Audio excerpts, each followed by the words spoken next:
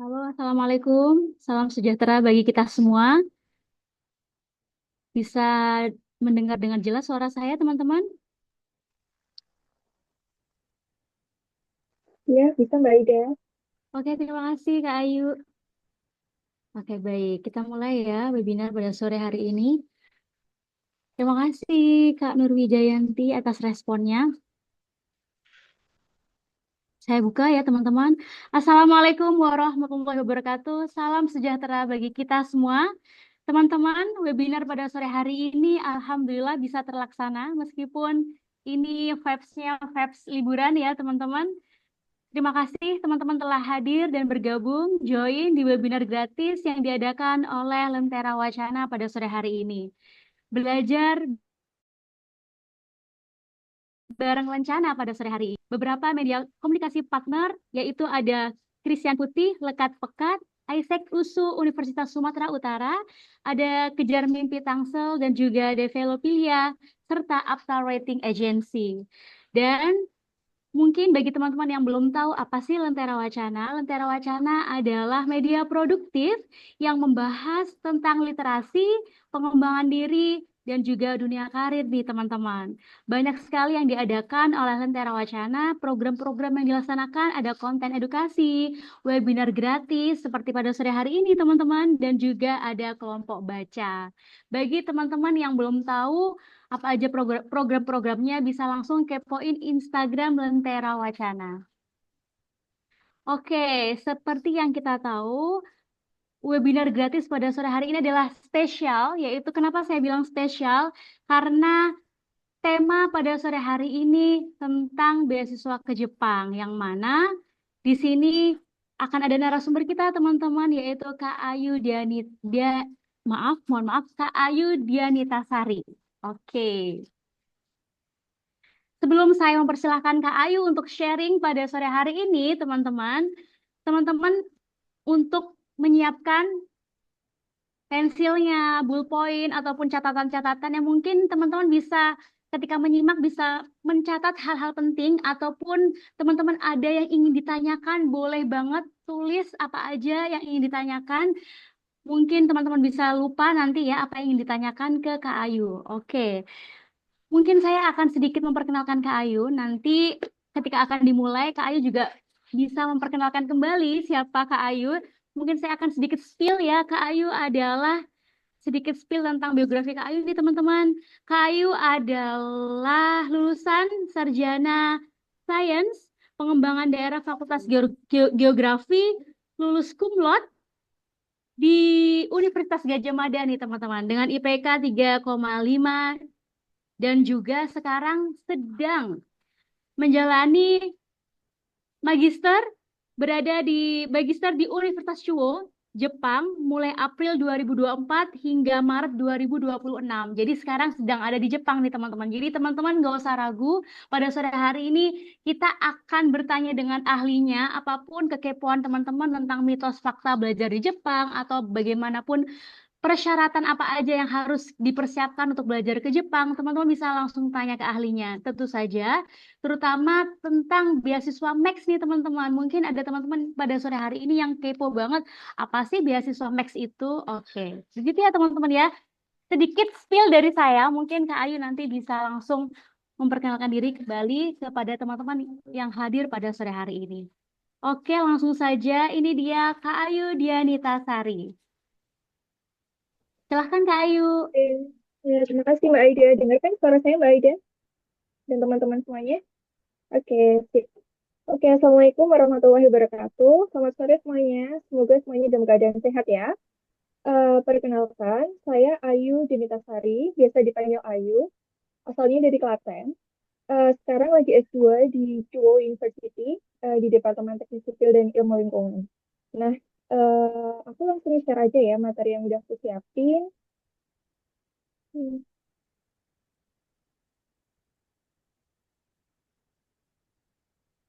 udah kelihatan ya semuanya? Sudah Kak, sudah. Oke. Nah, hari ini aku mau sharing-sharing tentang perjalanan mendapatkan beasiswa Max. ini max-nya U to U ya teman-teman yang aku dapetin karena ada dua macam beasiswa. Max-nya itu ada max G2G sama beasiswa U to U. Nah, yang aku dapetin itu beasiswa max U to U, university to university. Jadi kalau beasiswa U to U itu, university to university itu partnership antara dua eh, universitas di Indonesia sama di Jepang. Tapi kalau yang G2G, government to government itu harus tes dulu di Indonesia seperti itu. Nah, langsung aja.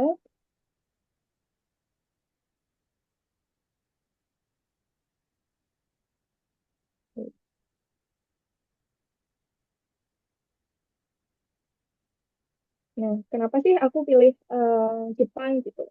Yang pertama, karena Jepang itu merupakan 10 negara teraman di dunia. Kenapa aku kasih gambar itu? Karena eh, seperti yang kita tahu, jadi anak-anak SD gitu di Jepang, mereka itu berangkat sendiri sama teman-teman juga. Jadi nggak diantar sama orang tua kayak itu karena aman. Bahkan naik kereta pun juga sendiri aman gitu. Terus yang kedua, Jepang itu termasuk ranking 4 best education system di dunia. Mira, mira. Seru, seru. Ini seru. Oh, uangnya gak hilang. Uangnya gak hilang. Jadi bisa di-mute dulu. Oke.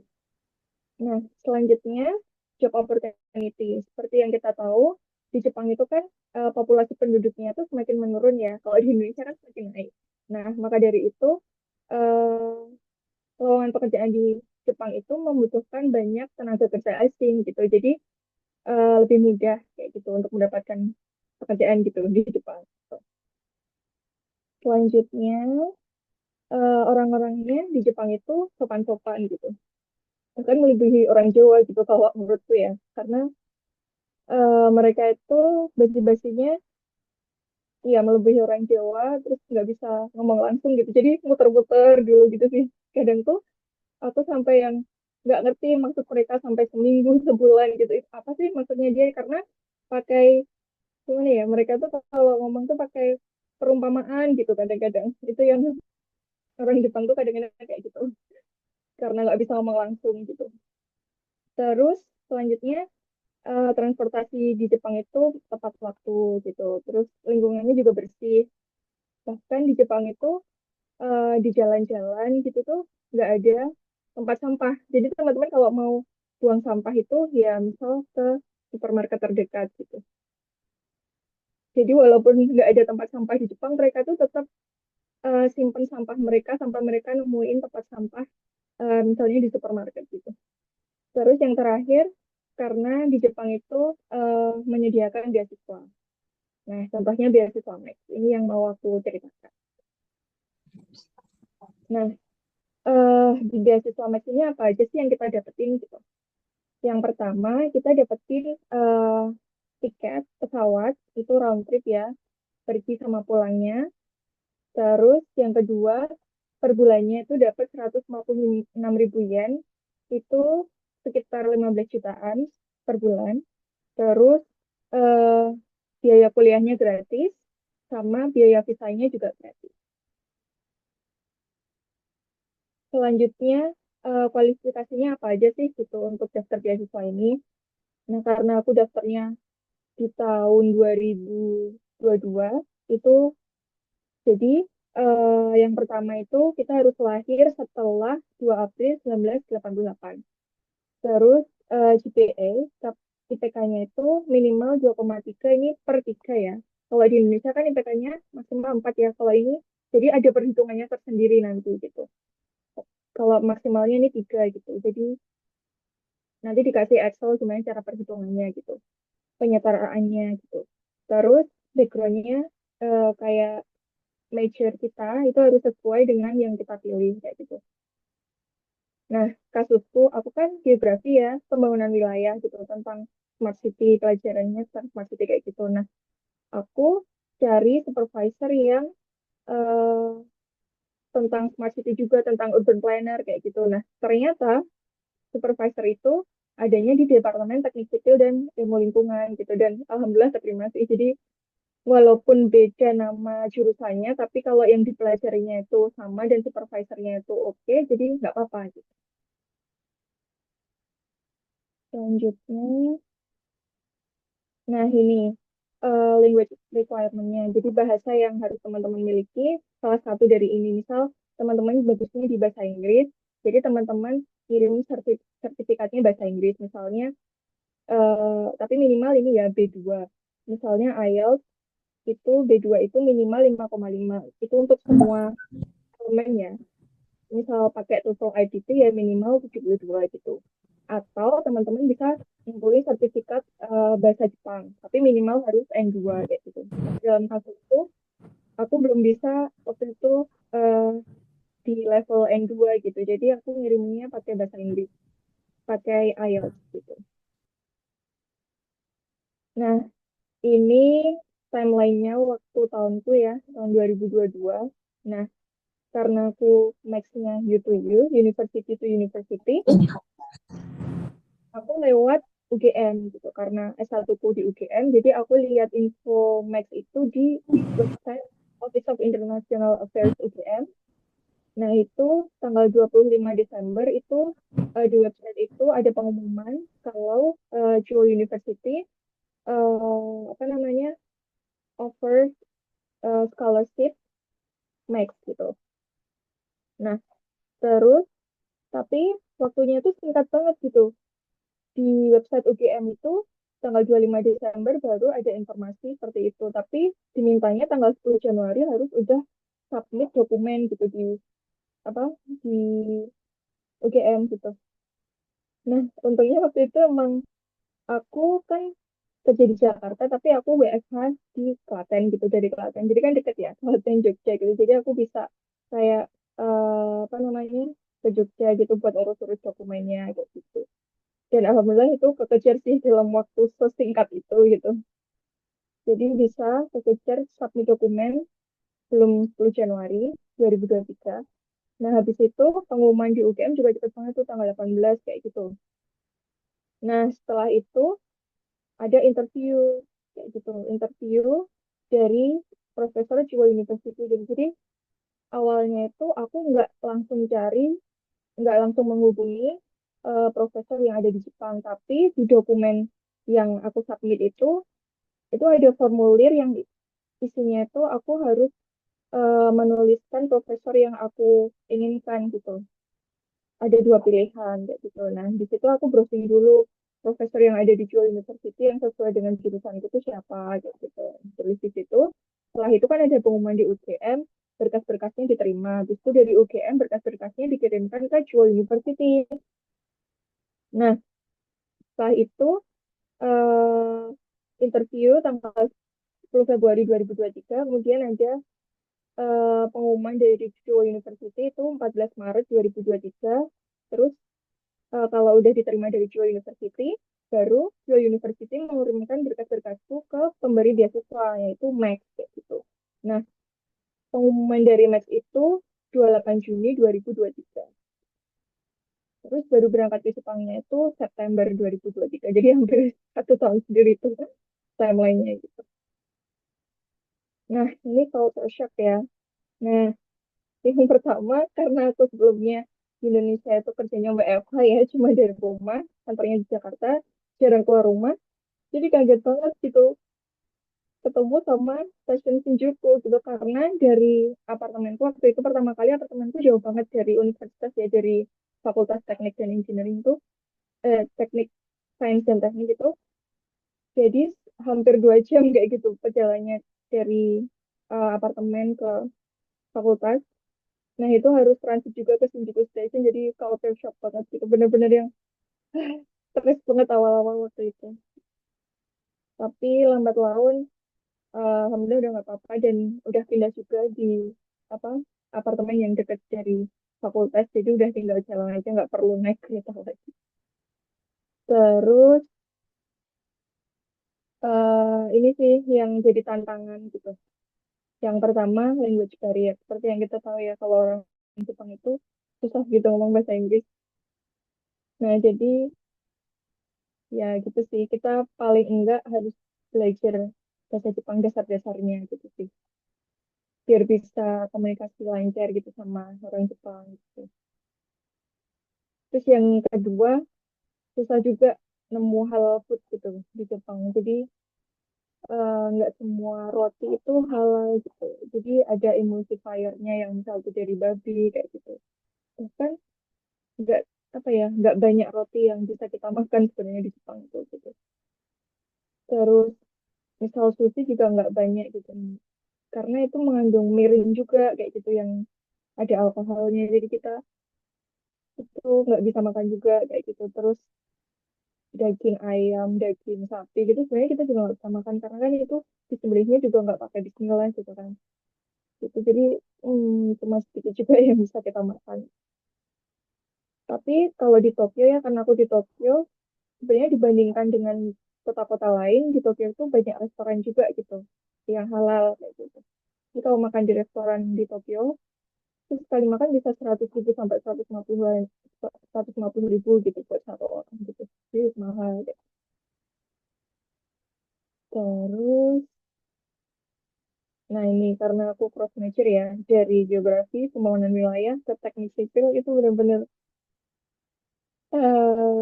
tantangan juga buat aku karena aku harus kuat dalam hal statistik kayak gitu. Kalau sebelumnya ya ada juga dulu di geografi pelajaran kayak matematika statistik, tapi kan ya dasar nggak yang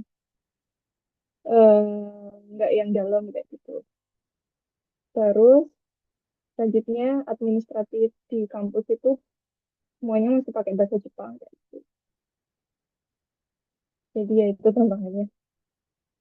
Terus ini aktivitasku di Jepang. Yang pertama ya tentu kuliah ya. Ini contohnya kelas yang aku ambil kayak gitu. Ini semester lalu sih gambarnya. Ada 6 siswa kayak gitu. Karena S2 jadi lebih sedikit mahasiswa-mahasiswanya kayak gitu. Kelas-kelasnya kecil. Dan karena aku ambilnya tuh kelas yang bahasa Inggris kayak gitu ya. Jadi nggak banyak juga kayak gitu yang orang Jepang masuk gitu. Nah ini semester lalu aku ambil 1, 2, 3, 4, 5, 6, 7, 8, 9 kelas. eh Hari Senin, Selasa, sama Jumat kayak gitu. Terus hari Rabunya ini aku ada seminar. Jadi di Jepang itu tiap minggu itu ada seminar. Seminar itu apa ya? Progres. Jadi presentasi progres skripsi kita, tesis kita kayak gitu. Kalau di Menko kan nggak ada ya seminar kayak gitu. Jadi misal kita mau konsultasi sama dosen ya udah ke ruangannya kayak gitu. Kalau ini saya udah tahu progres kita di setiap seminar. Tapi misal kalau anak-anak S1 itu 2 minggu sekali kayak gitu presentasi. Tapi tiap minggu harus selalu datang kayak gitu. Kalau anak S2, misal yang masih tahun pertama itu sekitar 3 minggu sekali. Kalau udah tahun kedua 2 minggu sekali presentasi kayak gitu.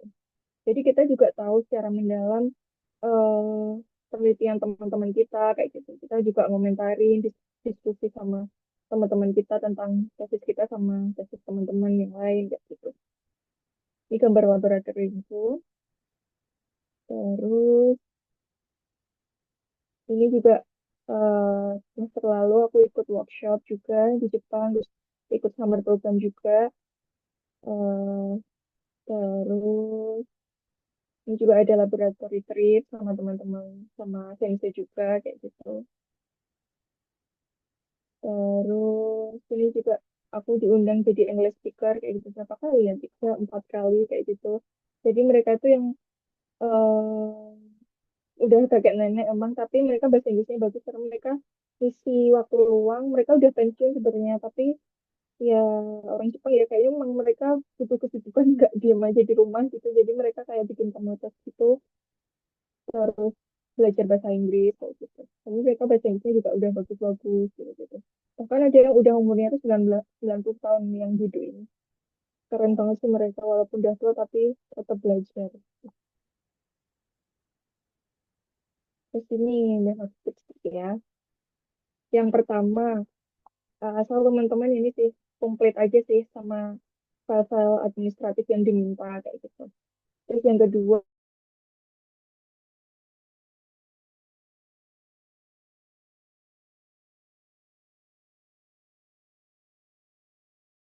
cari S1 kayak gitu, kayak gimana gitu. Terus buktiin kalau kalian tuh bisa komunikasi ke profesor kayak gitu pakai bahasa Inggris atau bahasa Jepang kayak gitu. Karena kan komunikasi itu nomor satu ya, misal terus komunikasi sama sensei kan itu nggak bagus juga kayak gitu kan. Walaupun sepintar apapun, tapi kalau nggak bisa komunikasi dengan bahasa yang dipahami gitu kan, ya nggak ada gunanya juga gitu. Terus yang terakhir ya kalian komunikasiin mimpi kalian gitu ke orang tua kalian kayak gitu. Dan tentunya doa ya sama usaha dan jangan lupa sedekah kok gitu tiap hari Jumat. Sedikit tapi berlanjut itu yang paling penting. Terus nih closing udah sampai closing. Yang pertama, jangan takut gitu untuk bermimpi besar gitu. Karena semuanya itu berawal dari mimpi kayak gitu. Nah, setelah teman-teman bermimpi, jangan lupa take action juga. Contohnya, teman-teman pengen kuliah nih di luar negeri dengan beasiswa. Nah, teman-teman dengan mengikuti webinar ini itu udah salah satu action kalian one step ahead dari yang lainnya kayak gitu. Terus ini ini salah satu ungkapan Jepang ya, fall down seven times, stand up eight kayak gitu. Jadi misalnya teman-teman udah ngumpulin berkas-berkasnya, udah tapi setelah pengumuman, ternyata teman-teman gagal kayak gitu. Nggak apa-apa. Misal sedih, kasih waktu buat sedih, tapi habis itu bangkit kembali kayak gitu. Karena kan kita nggak tahu ya, di percobaan keberapa teman-teman bakal berhasil kayak gitu. Kalau di ungkapan ini contohnya 7 kali jatuh, ternyata yang ke-8 itu berhasil kayak gitu. Terus sekian presentasi dari aku, semoga bermanfaat, dan semoga teman-teman bisa mendapatkan beasiswa yang teman-teman inginkan, dan sampai jumpa di Jepang. Terima kasih. Terima kasih Kak Ayu. Wah, luar biasa ya teman-teman ya. Masya Allah. Ini teman-teman, ini sebelum teman-teman bertanya, siapkan pertanyaan teman-teman di kolom komentar atau langsung aja open mic ya. Nanti saya pilih. Saya juga ada pertanyaan nih buat Kak Ayu.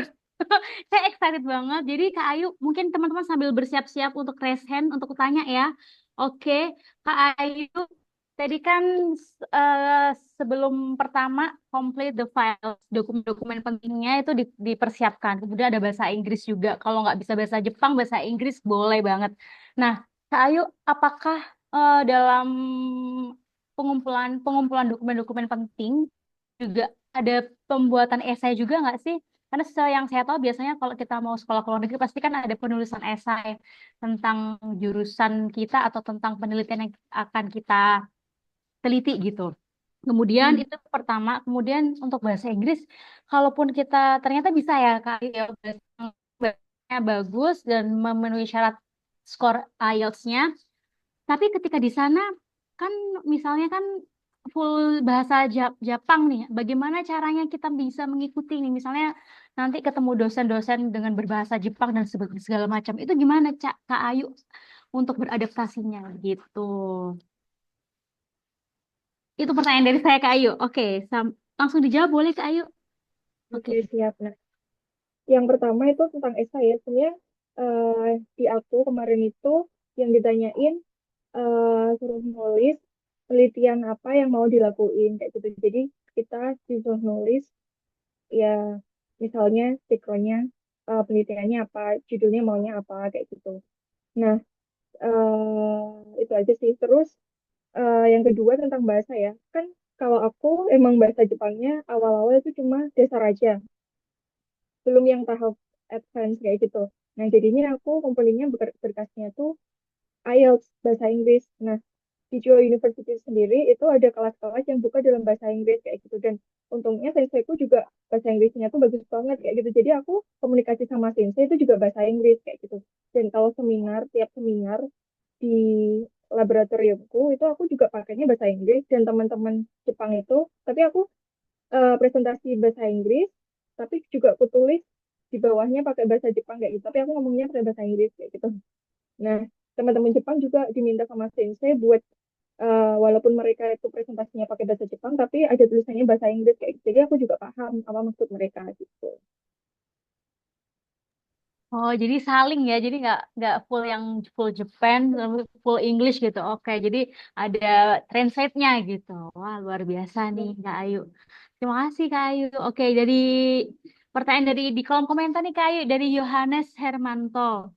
Makasih banyak Kak, sangat bermanfaat banget. Mau tanya untuk pakai Max itu but itu kan butuh loa. Cara dapat loanya gimana Kak gitu? Oke, seperti yang udah aku presentasiin tadi ya, letter of acceptance kan. Nah, jadi awalnya karena aku teksnya sekali lagi Max U to U ya, University to University, partnership dari UGM ke Juwo University. Awalnya aku submit dokumen ke UGM, setelah itu UGM submit dokumenku ke Juwo University. Nah, di situ Juwo University masih memilah-milah dokumen dari berbagai negara juga kayak gitu. Jadi nggak cuma dari apa Indonesia kan. Nah, di situ setelah ternyata dokumenku terpilih, setelah itu aku wawancara juga sama sensei kayak gitu, supervisorku diterima atau enggak. Ternyata alhamdulillah diterima. Nah, di situ terus ada tuh letter of acceptance-nya dari Chuo University. Nah, di situ Chuo University mengirimkan berkas-berkas ke Max gitu. Jadi bukan aku yang ngirim ke Max, tapi dari Chuo University-nya gitu. Nah, dari Max-nya juga apa menyeleksi dokumen juga kayak gitu. Sudah terjawab? Sudah terjawab Kak Yohanes. Begitu ya, jadi nggak langsung. Jadi dari cowok ke Max-nya ya Kak Ayu ya. Oke, ini dari sudah terjawab ya Kak. Oke, terima kasih Kak Yohanes. Ini dari Kak Dian nih. Sebelumnya many thanks Kak atas sharingnya. Maaf, tadi aku telat joinnya. Oke. Aku mau tanya nih, kalau misalkan sertifikat bahasa Inggrisnya pakai TOEFL ITP atau TOEIC, bisakah Kak? Karena budget untuk IELTS maupun TOEFL IBT kan lumayan. Hehe, bisa nggak nih Kak? TOEFL Lebih sekali lagi ITP kan. atau TOEIC? Nah, kalau yang kutulis di sini IELTS, jadi IELTS atau IBT gitu. Kemarin sih tulisannya itu ya IELTS sama IBT. Aku kurang tahu juga kalau yang ITP atau TOEIC. Jadi kalau IELTS emang ya mahal ya 3 jutaan kayak gitu. Tapi kalau IBT, berapa sih IBT itu TOEFL IBT kurang tahu ya berapa. Tapi bisa sih ini pakai TOEFL IBT minimal 72 gitu. Gitu. Begitu Kak, apakah sudah terjawab? Jadi ini kemarin IELTS atau IBT, tapi yang memang yang saya tahu juga kalau keluar negeri, sekolah keluar negeri biasanya memang IELTS ya, ya Kak Ayu ya, dan juga IBT.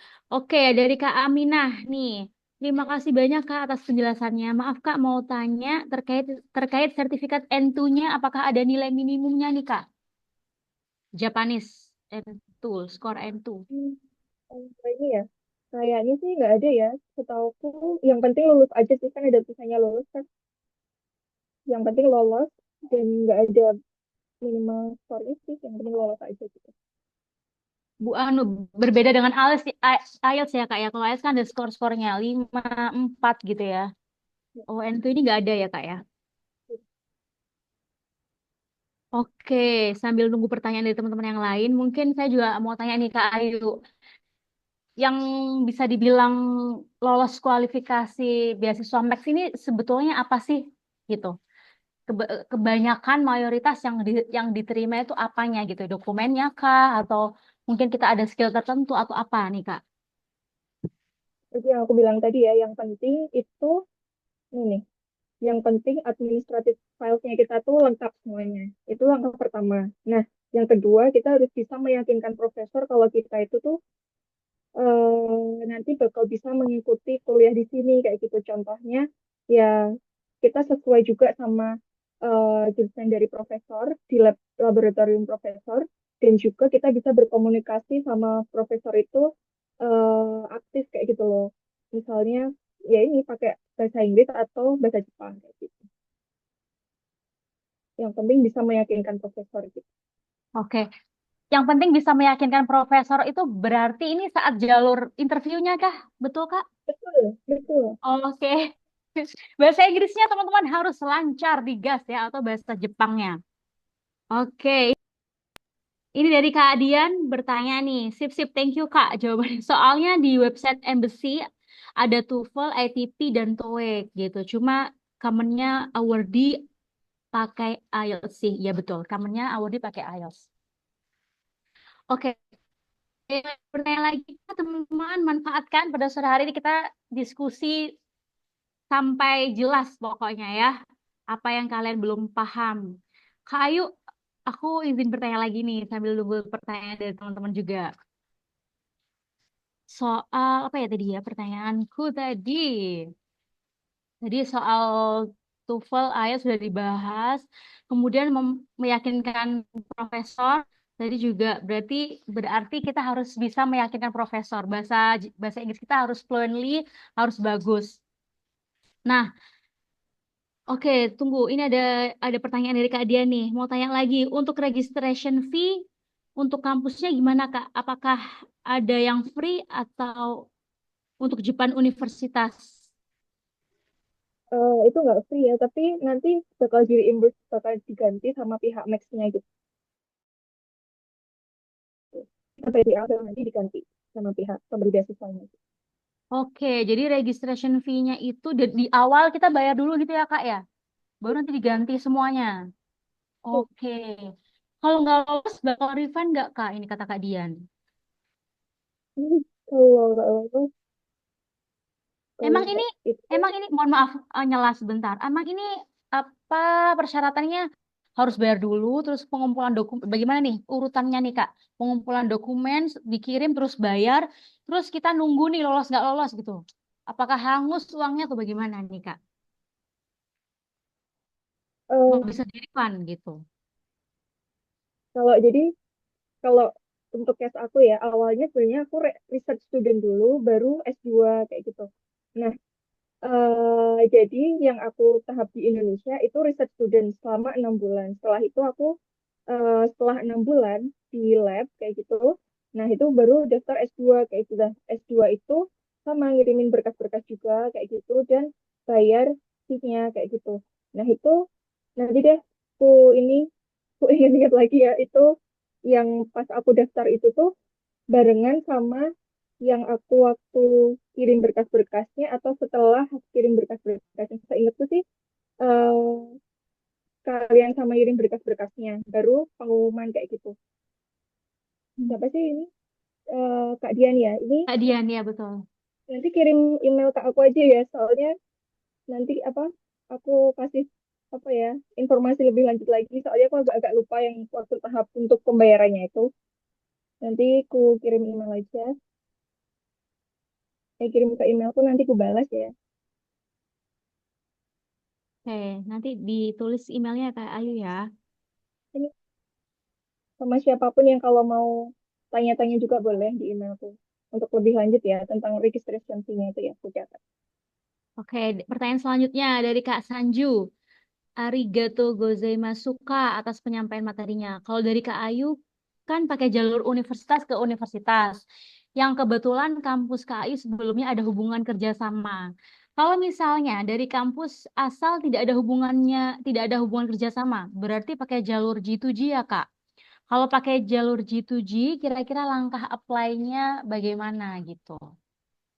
Nah, karena aku belum pernah ya yang G2G, jadi karena aku U to U, jadi aku taunya cuma itu ya aja kayak gitu. Mungkin untuk G2G itu ada juga di websitenya Max, jadi siapa ini Kak Sanju bisa langsung lihat juga di websitenya Max ya. Dan di situ juga udah dijelasin juga G2G tahap-tahapnya seperti apa kayak. Karena jujur aku belum pernah coba daftar untuk G2G kayak gitu. Setahu aku sih G2G itu ada tesnya juga di Indonesia gitu sama seluruh teman-teman dari berbagai universitas gitu. Gitu. Oke, jadi kita langsung saja Kak Sancur ke webnya Max ya. Oke, Kak Aminah, mohon maaf Kak bertanya kembali ketika daftar terkait proposal penelitian, apakah ada kiat-kiat tertentu nih untuk menulisnya? Apakah harus relate dengan skripsi waktu S1? Oh ya, nggak harus relate juga sama eh, skripsi S1. Yang penting sesuai dengan apa ya minat teman-teman, sesuai dengan minat profesor juga. Dan itu tuh sebenarnya bisa berubah juga nanti. Maksudnya teman-teman nulis penelitian proposal di Indonesia ya, tapi di Jepang itu bisa berubah juga gitu, sesuai dengan kehendak profesornya kayak gitu. Kalau dari aku sendiri aku berubah gitu, jadi nggak apa-apa. Tulis aja semampu teman-teman, sesuai minat teman-teman juga. Oke, begitu ya, Kak. Ini pertanyaan dari Kak Sabah nih, pertanyaan selanjutnya nih Kak Ayu. Kalau di sana ada rekomendasi kampus-kampus yang cocok untuk jurusan sosium, sains, atau teknologi nggak ya gitu? Kalau rekomendasi tentang jurusan di berbagai universitas, saya kurang tahu ya, itu teman-teman riset sendiri kayak gitu, tentang jurusan dan universitasnya kayak gitu. Gitu aja. Oke, menanggapi pertanyaan Kak Sabah, Kak Ayu sebetulnya di CUO itu ada jurusan apa aja nih? Kalau boleh tahu nih, Kak Ayu. Sebenarnya di CUO sendiri itu, CUO itu universitas swasta ya teman-teman kayak Oh, gitu, bukan swasta. universitas publik. Nah, di sini sebenarnya yang terkenal di Universitas CUO itu fakultasnya Fakultas Hukum kayak gitu. Jadi ada Oke. fakultas hukum, ada fakultas teknik dan sains dan engineering gitu. Apa ya, banyak sebenarnya di Universitas CUO itu ada berbagai kampus kayak gitu. Ada kampus Tama, kampus Myogadani, kampus Korakuen. Nah, itu tuh di berbagai kampus terdiri dari berbagai fakultas juga kayak gitu. Jadi macam-macam. Kalau aku sendiri di kampus Korakuen itu khusus sains dan teknologi kayak gitu. Ada macam-macam kayak gitu. Hampir sama kayak di Indonesia nggak sih Kak Ayu? Ada apa ke apa jurusan sosial, jurusan tek Iya, apa? Ya sama, hampir sama ya. Tapi komplit gitu. iya. Oke, pertanyaan selanjutnya dari Kak Adero. Mengenai cross major S1 nih Kak, misalnya saya S1 Pendidikan Kimia, kemudian ingin melanjutkan S2 bidang Environmental Science. Itu gimana ya Kak? Sementara pengalaman kerja atau apapun yang berhubungan dengan environment saya sangat kurang. Nah, bagaimana cara meyakinkan pihak Max-nya gitu kalau misalnya mau cross major? Nah, contohnya aku ya S1 pembangunan wilayah. Tapi aku belajarnya juga tentang perkotaan, tentang urban planning kayak gitu. Dan aku cari sensei yang tentang urban planning juga, dan aku sekarang gabung di urban system kayak gitu. Apa laboratorium urban system. Nah, ternyata S2-nya ini namanya di Departemen Teknik Sipil dan Ilmu Lingkungan. Dan again, ini tergantung sama profesor teman-teman kayak gitu. Kalau profesor teman-teman itu bilang iya, walaupun cross jurusan, ya teman-teman bakal diterima kayak gitu. Contohnya juga aku S1 di pembangunan wilayah, tapi aku nggak punya background eh, kerja yang sesuai dengan jurusanku kayak gitu. Jadi lebih ke aku Ya. incat sih sebenarnya. Kerja itu udah 3 kali pindah-pindah kayak gitu. Dan nggak yang sejurusan juga gitu tentang pembangunan wilayah urban planning kayak gitu. Tapi juga alhamdulillah tetap diterima kayak gitu. Jadi sebenarnya sensei itu melihat juga dari background yang kita S1, kan kita juga nanti disuruh ngumpulin apa namanya, nilai kita itu ada mata kuliah apa-apa aja kayak gitu. Dan menurutku kalau si siapa ini Kak Adero Jadi ini itu kan S1 kan pendidikan kimia gitu ya. Nah, ini menurutku juga bisa sih masuk di pendidikan environmental science kayak gitu. masih itulah Berarti ada berarti ha, berarti Kak Adero ini cari sensei yang bidang environmental science tapi yang menjurus banget ke kimia kayak gitu. Gitu. Aku juga ada sih di pelajaran S2 sekarang ini kan aku teknik sipil dan ilmu lingkungan ya. Nah, ini ada mata kuliah juga tentang air, kimia air gitu-gitu juga.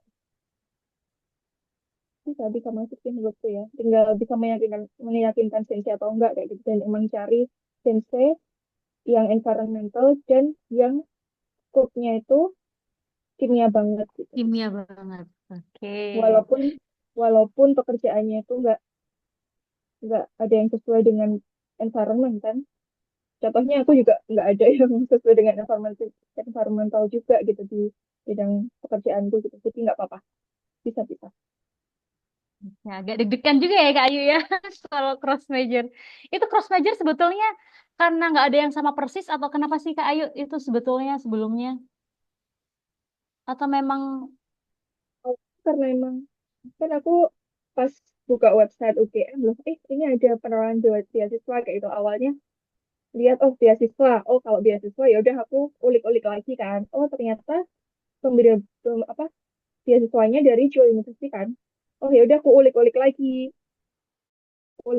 yang sesuai yang mepet-mepet sama jurusanku yang tentang urban planning, tentang perkotaan kayak gitu. Ternyata ada sensei yang tentang urban planning kan di situ ada biografi berbagai iya sensei, betul. ada tulisannya sensei ini penelitiannya apa aja sih, terus nama labnya apa kayak gitu. Ya udah, itu sih kuncinya gitu. Teman-teman minatnya di mana dan pernah mempelajari itu, yakinkan aja sensei kayak gitu. Oke, minatnya di mana? Pernah mempelajari. Oke, oke ini Kak Sabah. Pertanyaan selanjutnya dari Kak Sabah nih. Apakah kalau Max you to you, tapi sudah lama nih alumninya Kak, apakah masih bisa ya Kak gitu? Apakah ada batasan umur untuk semua jurusannya di UGM? Kalau di UGM Kak. Ya, Jadi di alumni UGM pengen join Max you to you. Apakah masih bisa Kak gitu? Alumninya udah lama. iya Apakah ini ada ya, syaratnya fresh graduate atau gimana? aku share ulang ya. Tadi kan ada, kalau waktu tahunku itu, hmm, nih, ada Nah, persyaratan umur. Jadi ini aku waktu daftar untuk 2023, aku daftarnya 2022. Aku waktu itu udah kerja selama 3 tahun kan di Indonesia. Nah, ini harus berumur lebih dari, harus lahir setelah 2 April 1988. Jadi, 8. iya, jadi nggak apa-apa misal udah lama tapi asal lahirnya setelah 1988 kayak gitu. Jadi masih ada kesempatan nih ya Kak ya, meskipun alumni udah lama. Oke, masih bisa. Oke, saya juga kepo sih soal umur ya. Ternyata alhamdulillah masih bisa. Kak Dian, oke maaf tanya lagi Kak. Nggak apa-apa nanya aja Kak. Kak Dian mau nanya lagi, kalau cross major dari teknik ke sosium gitu, possible-kah misalkan teknik industri ke psikologi Kak? Nah, nyambung juga dengan pertanyaan Kak Adero dan jawaban Kak Ayu. Aku nggak ada pengalaman kerja dengan jurusan aku maupun jurusan yang aku mau tuju. Kebetulan sekarang juga sedang karir break. Apakah ini menjadi isu untuk Sensei maupun pihak Max? Sekarang lagi break, Kak. Gimana nih, Kak Ayu? Kelas major dari teknik ke sosum. Possible-kah misalkan teknik industri ke psikologi? Nah, nyambung juga dengan juga dengan pertanyaan Kak Adi itu di depan Kak Ayu, aku udah ada pengalaman kerja dengan jurusan aku maupun jurusan yang aku mau tuju. Kebetulan sekarang juga sedang karir break, apakah menjadi isu untuk pensiun aku, ya.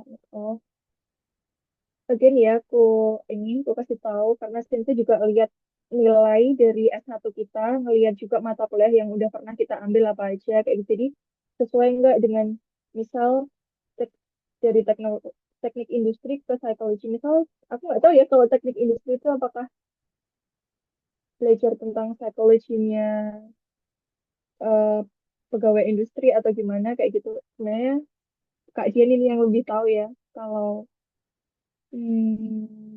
misal waktu S1 Kak Dian ini belajar tentang psikologi, menyentuh dikit-dikit tentang psikologi ya, menurutku bisa-bisa aja sih meyakinkan sensei, oh ini Pak sebenarnya masih ada sih hubungannya sama psikologi Kak. Ya udah, gas aja kalau gitu.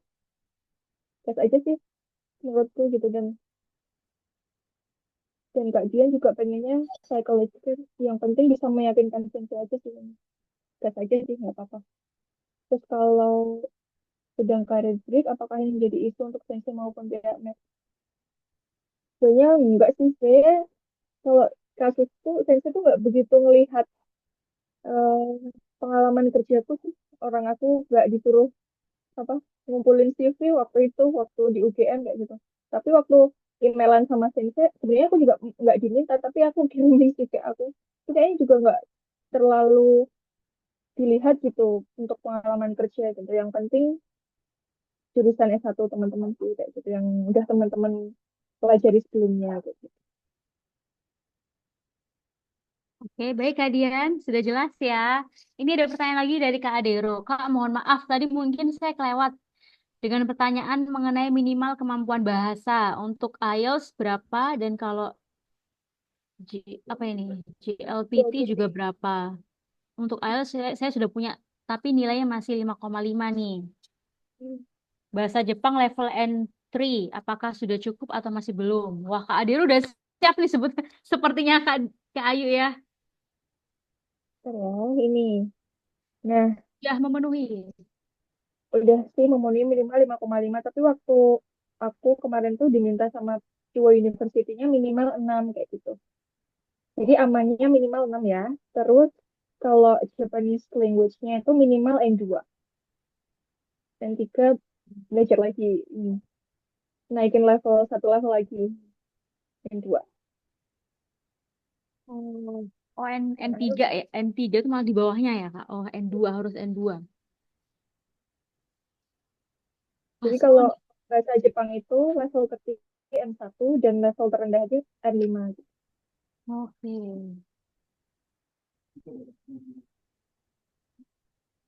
Kak Ayu, sebetulnya Max ini sudah ada berapa lama sih, Kak?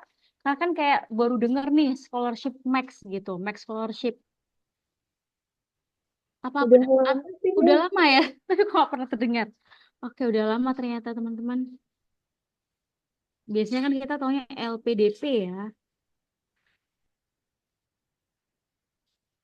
Semangat Kak Adero, dikit lagi katanya. Oke. Dan kalau Max ini kan nggak wajib pulang ke Indonesia ya. Jadi bisa kerja di sini. Oh, bisa Oh, langsung. Kalau lulus bisa langsung kerja di sana. ya.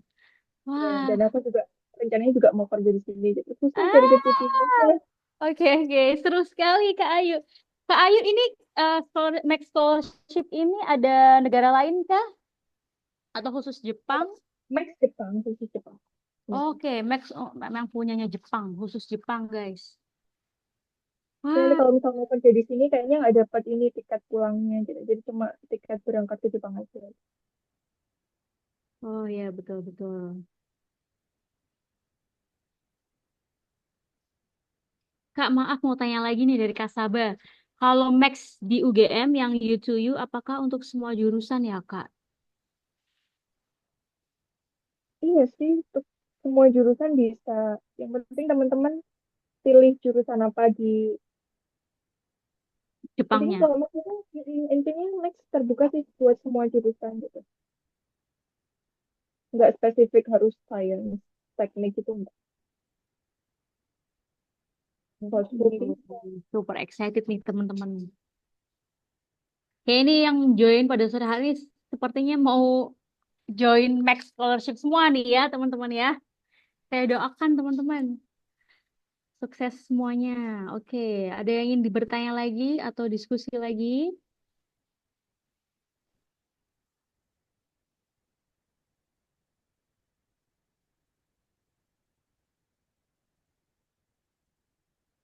Kalau dari Kak Ayu sendiri, kan bahasa Inggrisnya sudah memenuhi syarat nih, Kak Ayu ya. Mhm. Sebelum sudah siap, sudah ready lah untuk join beasiswa gitu. Sebelumnya apa nih yang dilakukan Kak Ayu untuk mendalami bahasa Inggris itu sendiri dan untuk mencapai skor IELTS yang udah 6 gitu skornya. Apa sebelumnya apa yang dilakukan Kak Ayu? Otodidak Kalau belajar aku sendiri untuk atau course? jadi waktu kuliah kayak gitu, misal tetap ambil course bahasa Inggris dari luar kayak Mhm. gitu. Jadi walaupun kuliah, tapi tetap belajar bahasa Inggris dari lainnya, dari apa namanya, apa sih namanya tuh, agensi lainnya kayak gitu. Terus sama juga belajar bahasa Inggris dari lagu kayak gitu. Aku suka banget dengan lagu bahasa Inggris kayak gitu. Sama kan kalau sebelumnya itu aku juga pertukaran pelajar ya 1 tahun gitu di Fukuoka Women's University itu beasiswa juga. Jadi di situ aku belajar bahasa Inggris juga ngomong sama teman-teman secara apa sesama exchange student kayak gitu. Kalau sama orang Jepang kan agak susah ya ngomong bahasa Iya Inggris ya. betul. Nah, teman-teman yang sesama exchange kayak gitu tiap hari ngobrol kayak gitu tuh jadi apa meningkatkan bahasa Inggris kita kayak gitu sih. Wah, betul ya. Jadi bahasa Inggris itu perlu ya Kak Ayu ya. Jadi meskipun kita belum lulus, meskipun kita mungkin sebelumnya tidak ada angan-angan untuk belajar ke luar negeri, belajar bahasa Inggris, mengembangkan kemudian praktek terus setiap hari itu sangat diperlukan. Tuh, Ternyata ke tuh. Jepang pun ternyata perlu nih bahasa Inggris. Oke, ada pertanyaan lagi nih. Kak Sabah tadi ketinggalan ya. Kalau misalnya kita kuliahnya, apakah kalau di Max harus selesai kuliah tepat waktu? Kalau misal telat gitu, apakah ada konsekuensinya, Kak? Hmm. Ini maksudnya kalau udah keterima Max gitu ya? Bagaimana nih, Kak Sabah maksudnya dari pertanyaan ini? Kayaknya, ya. Jadi kalau misal S2 itu kan 2 tahun ya. Ya emang harus tepat waktu sih 2 tahun. Kalau enggak, ya kayaknya kita harus bayar sendiri deh. Nah kan beasiswa ya. Terus kalau misal telat itu apakah ada konsekuensinya? Kurang tahu juga sih konsekuensinya. Kayaknya ya konsekuensinya kita bayar sendiri gitu. Iya, betul. Telat itu kan pasti ada beberapa faktor ya, nilainya turun atau bagaimana, atau kenapa gitu. Konsekuensi pasti ada dan itu harus ditanggung oleh kasabah itu sendiri. Oke, pertanyaan dari Kak Dian lagi nih. Kak, BTW masalah budget, maaf mau tanya lagi. Kira-kira untuk total preparation max U2U itu berapa ya Kak gitu? Sebenarnya sudah buat research plan sama major, cuma itu terkendala budget terutama untuk sertifikat bahasa Inggris dan registration fee-nya. Kemudian nanti uang beasiswanya langsung cair kah setelah kita arrive di Jepang atau sebelum kita berangkat ke Jepang nih cairnya? Ini penting banget. Kayaknya udah siap banget ini daftar Max Iya, ya. kayaknya udah Aduh, udah daftar ya sebelum join webinar bener. ini Kak Ayu ya. Iya, bener. Nah, ini penting sih. Penting banget sih pertanyaannya. Jadi kalau apa namanya budget itu yang pertama emang harus bahasa Inggris ya. Itu 3 juta. Itu aku kemarin aja 2 kali bahasa Inggrisnya. Dan waktunya mepet banget kan. Dan alhamdulillah pas yang kedua juga lulus. Tapi mepet juga. Nah, itu yang pertama untuk bahasa Inggris IELTS itu 3 juta. Terus yang kedua registration fee. Registration fee-nya itu sekitar 3,5 juta sampai 4 jutaan kemarin itu. Nah terus ini uang beasiswanya langsung dicairkan atau setelah kita arrive di Jepang atau sebelum berangkat ke Jepang. Nah ini penting banget. Jadi setelah kita sampai di Jepang itu uang beasiswanya itu nggak langsung turun. Jadi turunnya itu sebulan setelah kita tinggal di Jepang. Kalau aku ya kasusku kayak gitu. Dan max teman-teman yang lain juga kayak gitu sih. Nggak langsung turun, nunggu sebulan lagi kayak gitu. Nah, itu kita harus jaga-jaga bawa duit sendiri kayak gitu. Jadi kalau aku kan di Tokyo ya, itu lebih mahal lagi karena kalau tinggal di Tokyo itu biaya penginapannya aja di dormitory aja sebulan 6 jutaan kayak gitu. Bulan 6 juta itu apa penginapan aja. Belum makannya. Makan kalau di Tokyo ya itu sekitar 4 jutaan sebulan itu udah 10 jutaan kan. Terus kalau apalagi kalau pas awal-awal dan kita belum ada alat-alat masak, kita harus beli dulu kayak gitu-gitu kan. Kalau aku amannya dulu sih bawa sekitar 25 ya. 25 itu dari Indonesia untuk jaga-jaga hidup sebulan gitu di Tokyo kayak gitu. Itu sih. Itu sih beratnya di situ nggak langsung turun biasanya. Iya, teman-teman. Jadi itu adalah fakta, fakta terpahit, tapi nanti manfaatnya banyak ya, Kak Ayu ya. Jadi kita harus menyediakan modal terlebih dahulu. Meskipun beasiswa, ada modal bahasa Inggris, ada modal materi juga, teman-teman. Belum daftar, Kak, kata Kak Dian. Masih prepare. Oke, jadi untuk afirmasi nih, Kak Dian ya, Kak Ayu ya. Jadi tadi Betul. IELTS 3 juta, registration fee-nya 3 sampai 4 juta, itu sudah 7 juta, Kak Dian. Bisa dipersiapkan dari sekarang. Oke.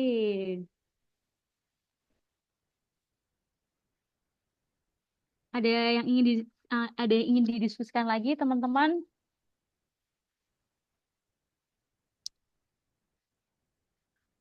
Bisa open mic ya, teman-teman ya. Kalau ingin open mic langsung ngobrol sama Kai boleh banget. Wah, Ya mantap seru nih jiwa. kayaknya kalau open mic teman-teman. Iya, kalau open mic seru loh. Kita bisa mendengar suaranya.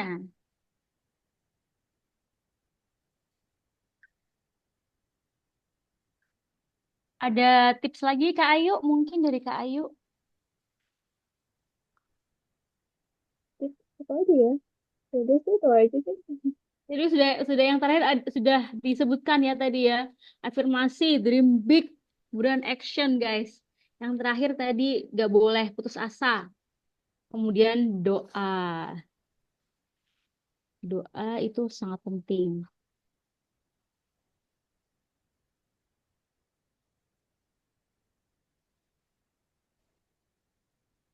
Kalau soal culture shock yang tadi Kak Ayu sempat singgung tentang halal food, kemudian, nah di awal-awal mungkin Kak Ayu bisa cerita nih, apakah masak terus 1 bulan pertama karena bingung mau makan apa gitu?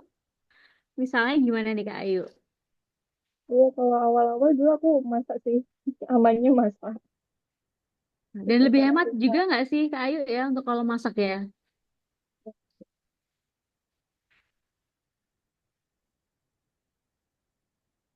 Oke. Dan untuk tempat tinggal sendiri itu tadi belum di ya kayu ya. Jadi scholarship Max ini nanti kan kita dapat ini sudah dituju ya universitas yang tuju adalah CUO. Nah itu langsung tahu nggak Kak Ayu? Oh tinggalnya di sini apartemen ini deket sama universitasnya atau jauh? Itu sudah tahu atau belum nih Kak Ayu? Saat kita udah nerima sudah diterima gitu.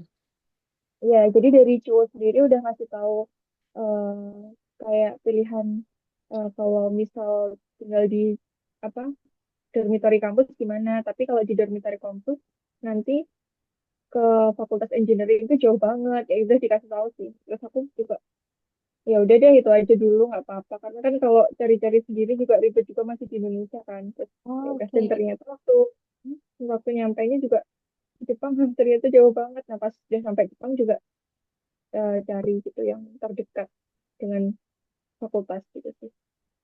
Dikasih itu ya, dikasih daftarnya ya, apartemen apa gitu ya Kak ya. Lebih ke cari sendiri sih, udah nggak dibantuin sama universitas lagi gitu. Oh, harus cari sendiri. Nah, Oke, kalau udah oke. sampai di Jepang. Ini, Kak Saba nih, kalau hal-hal apa yang harus dihindari ketika apply Max, Kak, biar bisa diantisipasi Apa ya yang dihindari? Iya, yang saat penting, interview atau saat apa yang penting gitu. waktu yang again ya, yang penting waktu submit dokumen semuanya lengkap. Jangan nggak ada yang nggak lengkap. Terus yang kedua, karena itu yang pertama kali dilihat kan. Terus yang kedua, yang dihindari, ya ini sih nggak bisa komunikasi sama sensei gitu. Yang penting Iya, ya betul, betul, betul. komunikasi lancar gitu sama sensei. Dan yang sebenarnya yang lebih bagus lagi juga teman-teman punya publikasi gitu, jurnal gitu, gitu sih. Terus sensei ngeliat banget sih gitu kalau teman-teman punya jurnal Jurnal. publikasi. Oke, jurnal guys, dipersiapkan. Kalau kita, Poin plus banget gitu. oke, bagaimana caranya kita tahu kalau sensei itu bisa bahasa Inggris, Kak? Kan misalnya kita cuma bisa bahasa Inggris, nggak bisa bahasa Jepang. Itu gimana cara taunya? Jadi cara kan nanti interview sama sensei. Iya, interviewnya itu kan kita cari profesornya ya kak ya. Iya. Itu tuh apakah kita harus cari yang beliau bisa bahasa Inggris atau nggak semuanya mereka hanya bisa bahasa Jepang dan kita nanti komunikasinya gimana? Kita hanya bisa bahasa Inggris gitu. Kan mungkin bisa dilihat juga apa penelitiannya sensei itu ada yang bahasa Inggris pakai bahasa Inggris apa enggak kayak gitu-gitu sih. Oke, oke. Deo dari penelitiannya kak ya. Oke, siap. Oke, ini dari operator rencana nih kak.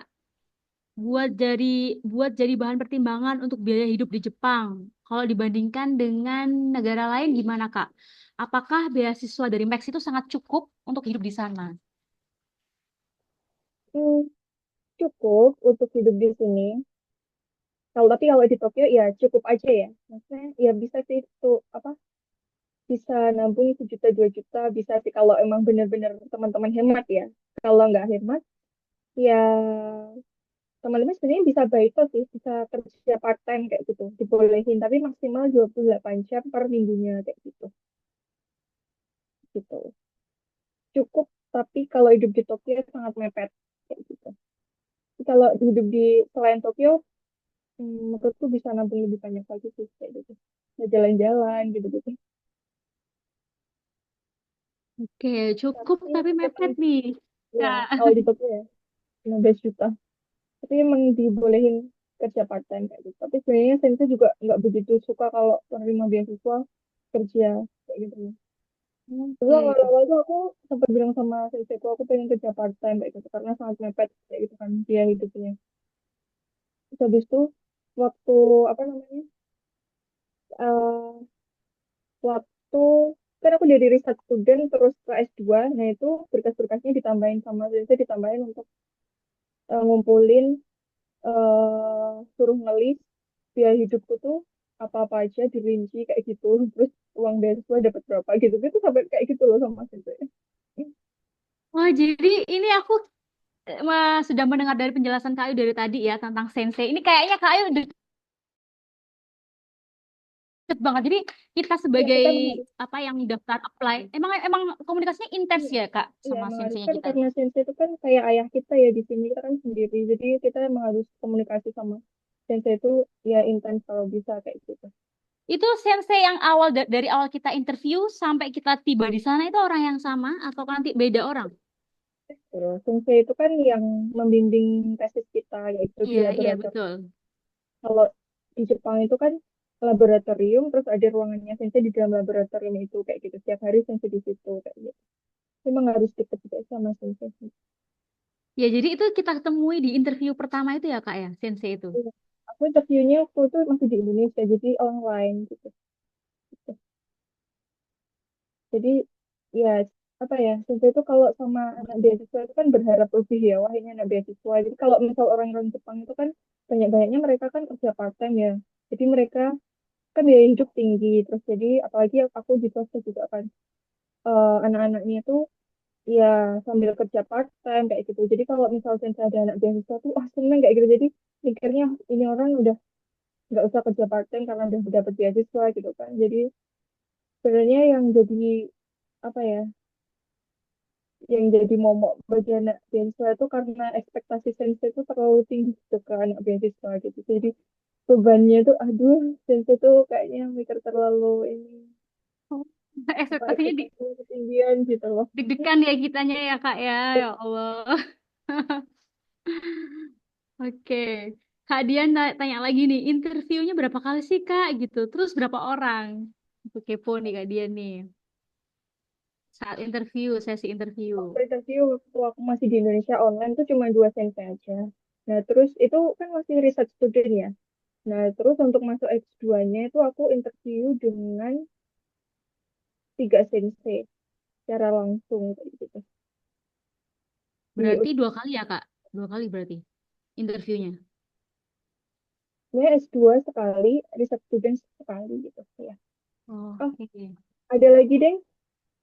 Jadi untuk masuk S2-nya itu interview sama sensei di Fakultas Science and Engineering, terus sama di pihak Office of International Affairs-nya CUO gitu, pihak yang kayak ya apa ya kayak hubungan internasionalnya kantor office gitu di CUO-nya kayak gitu yang Ya, betul. apa ya yang mengurusi tentang beasiswa Beasiswa. gitu. Ya, ya, betul.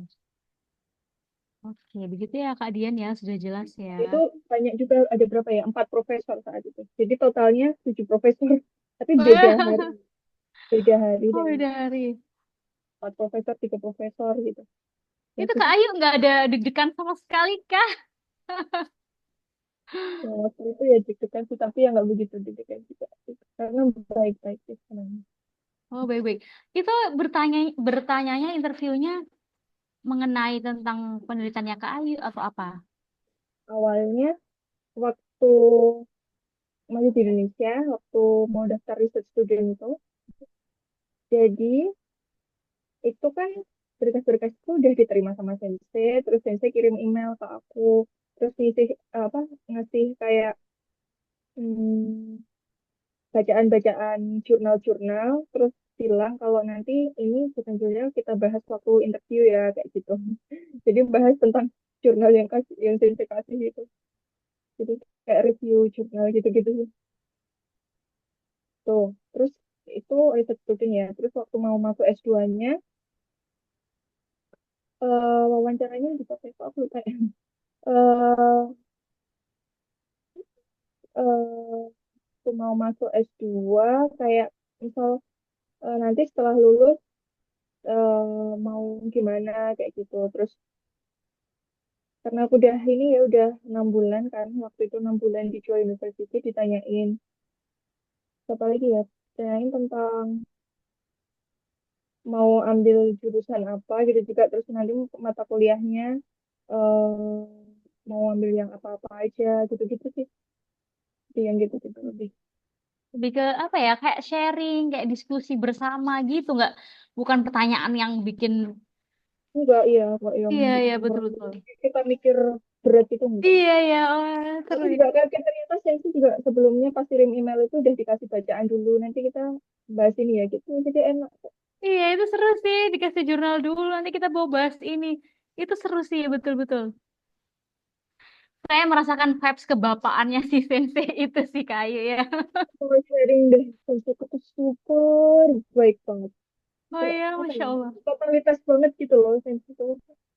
Pengen anaknya tuh benar-benar sukses kayak gitu loh. Jadi Padahal tuh anak di luar Jepang ya. Jadi kita kan anak di luar Jepang.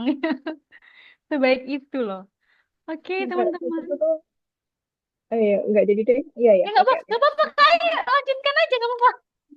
Jadi orang Jepang itu kalau masalah penelitian tuh kan nomor satu ya, apalagi sensei kayak gitu. Terus sampai dia tuh beliin aku aplikasi buat penelitian kayak gitu seharga 40 juta.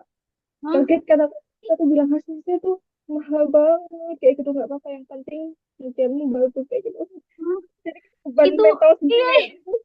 iya betul, betul.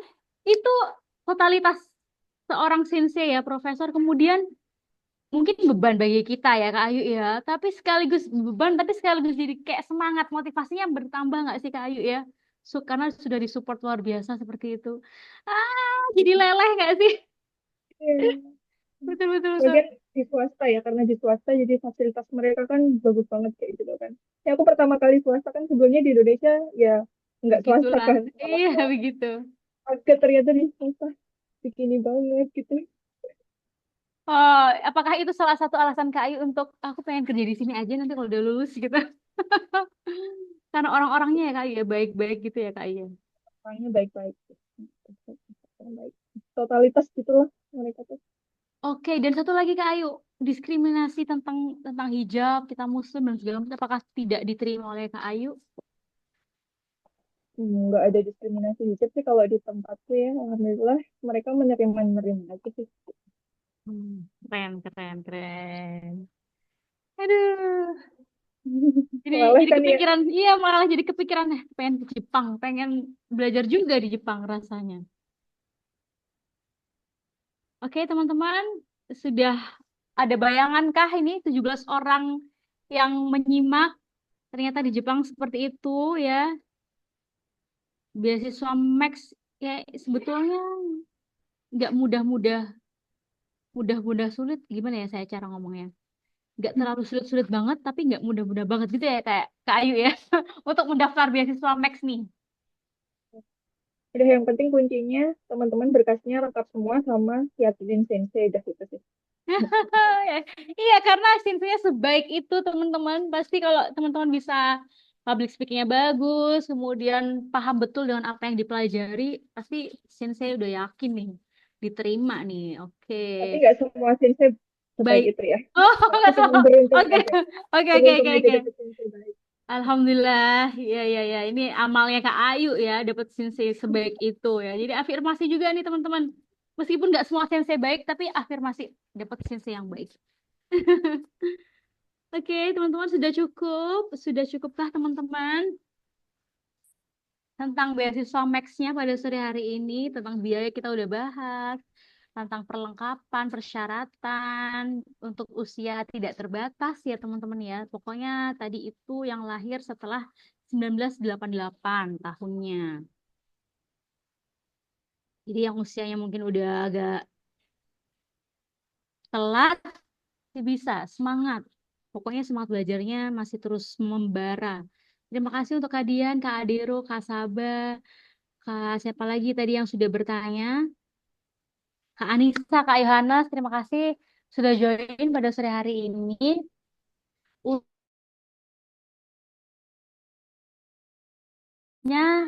Kepoin terus Instagram dari Lentera Wacana, teman-teman ya. Oke, untuk link presensi nanti dibagi di grup ya, Kakak Zaki. Ada link presensi ya, Kak Zaki ya. Oke, sudah di-share nih link presensinya, teman-teman. Bisa langsung di copy atau langsung diisi sekarang. Jangan kemana-mana dulu, kita foto bersama dulu ya. Bisa open kamera, teman-teman. Kita abadikan momen pada sore hari ini. Kita sudah sharing-sharing, sudah diskusi sama Kak Ayu, penerima beasiswa Max S2 di Jepang. Wow. Oh iya, satu lagi. Tadi yang kasih pertanyaan, ku pilih ya. Ku kirim ini, apa, postcard dari Jepang ya. Yeay, Dari ini, Kak Dian. Nanti kirim email ke aku ya, Kak jangan lupa Dian. Kak Dian kirim email. Kirim nama lengkap sama alamat rumah kalian gitu. Wow, Kak Dian Ini selamat. dari Kak Dian, terus ku pilih dulu ya. Yang banyak tanya tadi. Kak Sabah juga ini banyak tanya. Apa lagi ya? Sama satu lagi Kak Dek, Adero. bukakan.